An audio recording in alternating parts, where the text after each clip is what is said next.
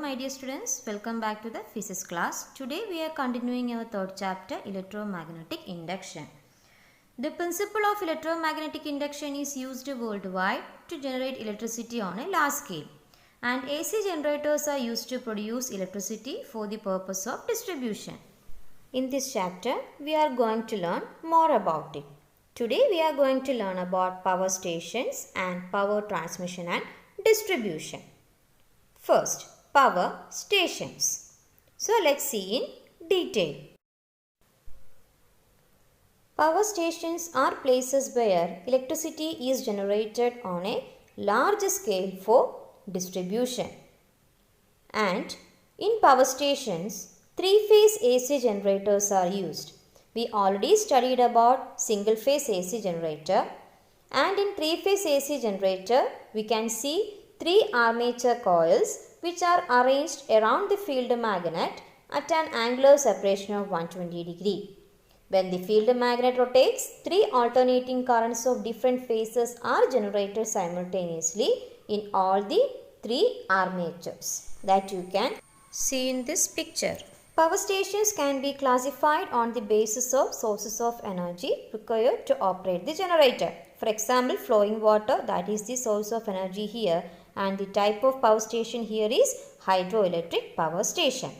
So, the main types of power stations are hydroelectric power station, thermal power station and nuclear power station. These are the main types of power station where electrical energy is produced in large scale. So, the first one, hydroelectric power station. Here, water stored at a height is allowed to flow down through a penstock pipe. The energy of the flowing water is used to rotate the turbine and generate electricity. That means, through the penstock pipes, that means large pipes, water stored at a height is allowed to fall on the turbine, and by the rotation of the turbine, electricity is generated in this type of power stations. Such power stations are established at Pallivasal, Moolammattam, Kuttayadi, Sabaragiri, etc. in Kerala. And the energy change taking place here is potential energy to kinetic energy to mechanical energy and finally electrical energy. Next one, thermal power station. Here, fuels like coal, naphtha, lignite, etc. are ignited. The heat energy liberated is used to convert water into steam at high temperature and pressure. The energy of steam is used to rotate the turbines to generate electricity. That means heat energy liberated by the burning of fuels converts the water into steam at high temperature and pressure, and this energy rotates the turbine. Such power stations are established at Neyveli, Kayangulam, Ramagundam, Brahmapuram, etc. And the energy change taking place here is chemical energy, heat energy, mechanical energy and finally electrical energy. And the third one, nuclear power station. Water is converted to steam at a high temperature and pressure using nuclear energy. The force of steam is used to turn the turbines to generate electrical energy here. Such power stations are established at Tarapur, Kalpakkam, Kota, Kudangulam, etc. The energy change taking place here is nuclear energy, heat energy, mechanical energy and then electrical energy. Next, power transmission and distribution. In our country, electricity is generated at 11 kV. Electricity is supplied to household users at 230 volt.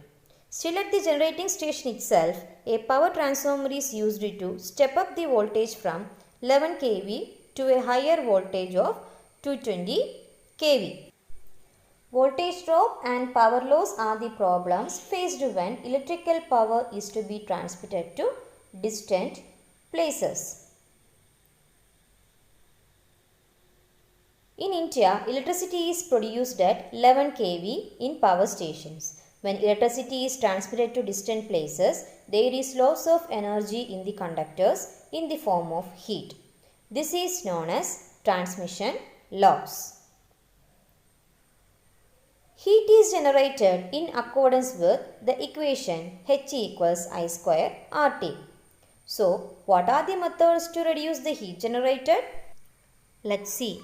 By reducing the resistance and strength of current in the transmission line and by reducing the time, we can reduce the heat generated.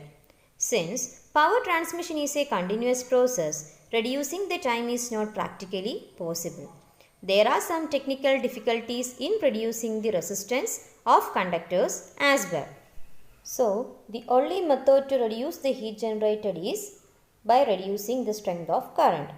If current is reduced to half, the reduction in heat will be 1/4. That is, according to Joule's law, we have the equation H equals I square RT and here I equals half. Then the equation changes to H equals half I the whole square RT. And by solving this, we will get H equals 1/4 I square RT. That is, when current is reduced to half, the heat will reduce to 1/4. Likewise, if current is reduced to 1/10 times, the heat will be reduced to 1/100 times. So, you must have now realized that heat loss can be reduced by reducing the current. So, how can we reduce the current without change in power? We know that power P equals V into I, that is voltage into current. If voltage is increased tenfold, that is increased by 10 times, current will reduced by 1/10. By this method, we can reduce the current without change in power. The voltage is increased up to 220 kV at the power station itself with the help of step-up transformer. As a result, the current and loss of energy in the form of heat decreases. Later, the voltage is lowered at different stages of power transmission using step-down transformer and electricity is made available to the distribution transformer at 11 kV. Usually, step-down transformers are used as distribution transformer. 230 volt required for household purposes is made available by distribution transformers.